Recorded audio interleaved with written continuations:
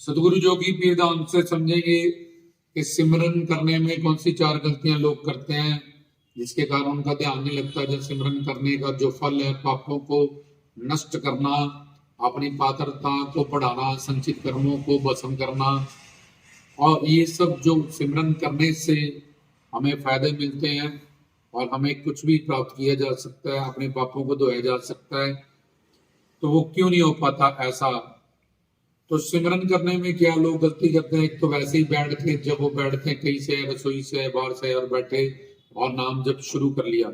लेकिन संसार में वो क्या करते हैं, जब जिससे बात करनी है पहले उसका ध्यान करते हैं कि वो मेरी बेटी है, वो मेरा बेटा है। पहले वो तुम्हारे अंदर आता है, ध्यान में आता है, उसके बाद तुम उससे बात करते हो, चाहे वो कनाडा में है, इंग्लैंड में है, चाहे तुम्हारे घर में तुम्हारे सामने है। पहले तुम्हारे ध्यान में है मुझे इससे बात करनी है। तो जुबान का काम है बोलना, कानों का काम है सुनना, मन का काम है जुड़ना। तुमने जुबान से तो बोल दिया, कानों से सुनने भी लगे, लेकिन मन को जोड़ा नहीं। लेकिन संसार में भी तुम जिससे अगर बात करते हो पहले तुम्हारे को मन में आता है। ऐसे जब लोग सिमरन पे बैठते हैं, अपने गुरु का पहले ध्यान नहीं करते हैं, अपने राधे इष्ट देव का ज्ञान नहीं, अगर गुरु भक्ति करते हैं, गुरु पूर्ण है उनके, तो बस उनका ध्यान करें और गुरु सामने है, उनकी लीलाएं भी सामने है, सब कुछ, तो उनका जो भी रूप, जो भी उनकी तस्वीर और जो भी उनकी लीला, उनके सामने उनको रखें। और जहाँ गुरु के रूप, अगर आप कृष्ण जी को, शिव को मानते हो, आदिशक्ति को मानते हो, विष्णु जी को मानते हो, भगवान के नारायण रूप को मानते हो, निर्गुण निराकार ज्योत स्वरूप मानते हो, जैसा अगर उस रूप में गुरु को तुमने देखा है, तो उस रूप में गुरु, जब गुरु के रूप में तुम कृष्ण को, कृष्ण जी को, प्रभु राम जी को, विष्णु जी को, माता रानी को, जो भी आदिशक्ति, जो काल माया से परे का सारा मैटर है, तो उनके रूप में पहले रखोगे। कभी शिव आए गुरु के रूप, कभी गुरु आए, तो ये दोनों जो सब काल माया से परे हैं।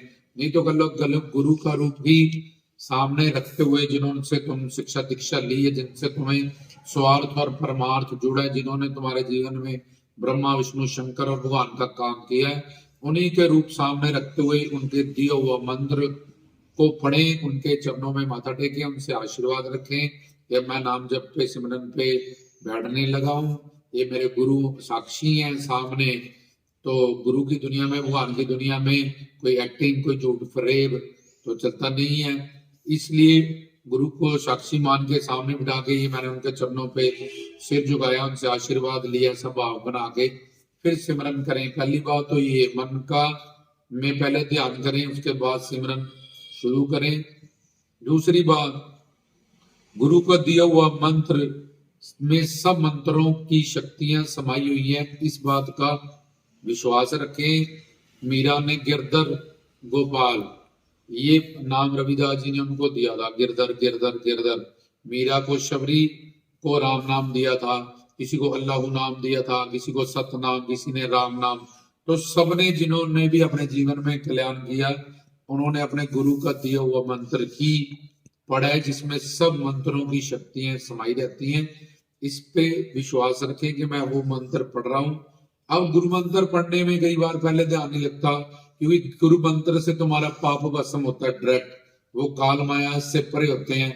इसलिए अगर तुम थोड़ी देर भी उसको पढ़ते हो तो तुम्हारे बहुत एक बड़े वॉल्यूम में पाप, अगर तुम ध्यान रखोगे, पहले गुरु को सामने बिठाओगे और फिर नाम जब तुम करोगे, किसी भी तुम चाहे लेटे हो, चाहे तुम बैठे हो, चाहे किसी भी अवस्था में हो, तुम्हें पवित्र करेंगे, तुम्हें पाप करेंगे, लेकिन उनका रूप पहले लाएं। दूसरा ये विश्वास रखें कि इन्हीं मंत्रों में, वो सारे मंत्रों की शक्तियां, ये दीक्षा शिक्षा वाला मेरा मंत्र है, इसी मंत्र में अगर मन नहीं लगता है तो ये मेरी गुरु प्रणाली का मंत्र है, गुरु शिक्षा दीक्षा का मंत्र है, इससे मेरे डायरेक्ट पाप भस्म होते हैं, मेरी रुकावटें, गलतियां, परेशानियां, क्योंकि ये जो भगवान के प्रति आराध्य इष्ट अवतार और गुरु के प्रति है, तो वो गुरु मंत्र ही जब मैं पढ़ूंगी ज्यादा, तो तभी मेरे में वो सुधार आएंगे, तभी मेरे वो पाप नष्ट होंगे, तभी मेरी वो गलतियां, परेशानियां, इससे मुझे फल मिलेगा। तो कुछ लोग क्या करते हैं, कभी ये मंत्र, कभी वो मंत्र, कभी वो मंत्र, तो एक ही जगह पे तुम खोदते हो तो तुम्हें पानी मिलता है, अलग अलग 10 यहाँ खोदा, वहां खोदा, यहाँ तुम्हारी पिछली प्रारंभ से, सात्विकता से वो तो अलग अलग जन्म होते हैं हमारे, तो तुम्हारी उस मंत्र की कोई कमाई हो सकती है, लेकिन जो गुरु मंत्र तुम्हारे जीवन में करेगा, वो आराध्य इष्ट देव का कोई भी मंत्र है, उनका यही हमें हुक्म है कि गुरु भक्ति सबसे बड़ी है। तो गुरु भक्ति करें, भगवान भी कहते हैं गुरु गोविंद दोनों खड़े। तो हमने गुरु मंत्र की शिक्षा दीक्षा को, जब उनके रूप आराध्य इष्ट देव के जो तुम मंत्र पढ़ते भी हो, तो गुरु को उनके रूप में पहले तुम रखें, और गुरु पूर्ण होना चाहिए। दूसरी बात ये विश्वास की है, और तीसरी बात प्रेम की है कि जैसे घर परिवार संसार से तुम प्यार करते हो, इसलिए गुरु को प्रीतम कहते हैं। प्रिय, प्यारा, प्रियतर, बहुत प्यारा, प्रियतम, सबसे प्यारा। तो वो अपने जीवन में हमें सबसे प्यारे होने चाहिए, और उनके साथ हमारे सारे संबंध है। जैसे हम जहाँ जहाँ हमारा संबंध और हमारा स्वार्थ पूरा होता है, जिन्हें जिन्हें वॉल्यूम में, उन्हें ऑटोमेटिकली हम प्यार कर लेते हैं। जैसे कोई अंगूठी हमें मिली तो पता चला ये 1 करोड़ की है, तो 1 करोड़ का प्यार हुआ। ये 10 रुपए की है तो 10 रुपए का प्यार हुआ। तो जब पता होगा कि यही हमारे हम सफर हैं, जीवन साथी हैं, हमारा स्वार्थ और परमार्थ, यही लोक और परलोक, इनकी सेवा प्रेम करीबी से ही सफल होने वाला है, तो उनके साथ अपना जो संबंध है, कि उनके साथ मेरे पति, प्रीतम, प्यारा, बंधु, सखा, सारे संबंध है वो पाक है, पवित्र है, भक्ति वाले हैं, शक्ति वाले हैं, लौकिक हैं, दिव्य, अद्भुत है। उनकी महानताओं के बारे में ज्ञान होना चाहिए, ताकि छोटी छोटी बातों में हम डामाडोल ना हो जाए। छोटी छोटी बातें हम अपना मूड ऑफ करके उनका प्रेम, उनका साथ, जो सेवा का जो हमने आनंद पाना है छोटे से जीवन में, उससे फुलफिल रहना, भरपूर रहना है, ताकि हमें यहाँ भी वो धरती पे अवतार लेके आए हुए हैं, तो उसका रस मिले, और जब जीवन सफल हो जाएगा फिर तो मिलना ही मिलना है। तो ये सारी बातें उनसे अपना रिश्ता संबंध समझे, तत्व ज्ञान से उनसे ही हमारा परम संबंध है। तुम्ही हो माता पिता, तुम्ही हो बंधु सखा, तुम्ही हो। तो उनको किसी भी बात से तुम चाहोगे तो वो पवित्र है, वो तुम्हें पवित्र कर देंगे।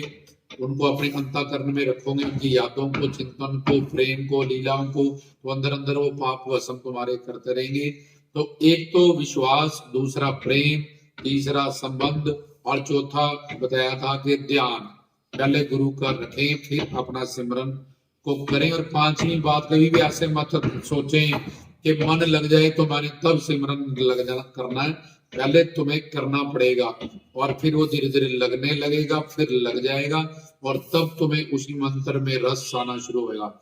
और जब तुम्हें पहले दिन उस मंत्र में तुम्हारी प्रारब्ध, सात्विकता, पुण्य साथ जुड़ेंगे, तो किसी को 1 महीने में, 2 महीने में, 6 महीने में, 1 साल में, 2 साल में, जैसे ही तुम्हें उस मंत्र में रस आया, अब वो मंत्र के बिना, जैसे तुम घर परिवार संसार के बिना नहीं रह सकते हो, ऐसे ही तुम उस मंत्र के बिना नहीं रह पाओगे। जब भी तुम पढ़ोगे तो तुम परम रस, परम शांति, परम सुकून से भर जाओगे। जैसे कोई गाड़ी बंद है, पहले स्टार्ट कर ली और स्टार्ट होगी, जिसने धक्का लगाया बोला तू भी बैठ जाए यार। कोई डूब रहा है, वो तैरना सीख गया, जो डूब रहा है उसको बचाएगा। ऐसी जिंदगी हमने जो भी हासिल किया वो अभ्यास से किया। धीरे धीरे करवट बदलना, धीरे धीरे उठना, धीरे धीरे चलना हमने सीखा है, दौड़ना सीखा है। ऐसे ही धीरे धीरे कुछ दिनों के अभ्यास के बाद, कम से कम 21 दिनों के अभ्यास के बाद, हमें ऑटोमेटिकली हमें एक आदत लग जाती है। जहाँ 40 दिन कर लेंगे तो फिर तो 100% लगी जाओगी, लेकिन मिनिमम 21 दिन। और फिर जब तुम करेंगे तुम्हारे पाप भस्म होंगे, और धीरे धीरे धीरे धीरे तुम्हें रस आना शुरू हो जाएगा। और एक बार जब रस आ गया तो परम रस, तुम कहते खट्टा खाने जाओगी, मीठा खाना जी, कसैला खाना, तो वो ऐसा परम रस है जिसके बिना तुम रह नहीं पाओगे। तो ये कुछ बातें हैं जो सिमरन में हमें ध्यान रखनी चाहिए। विश्वास रखें, प्रेम रखें, संबंध ज्ञान रखें, पहले ध्यान में रखें गुरु को। और कभी भी ये मत सोचे कि पहले मन लग जाए फिर मैं ऐसा करूंगा। पहले तुम्हें लगाना है, फिर लगने लगेगा, फिर लग जाएगा। बस उसके बाद पानी उतरा हुआ हैंडपंप से, ऊपर से डाल दिया, नीचे से जुड़ गया, बस सब चलता रहेगा।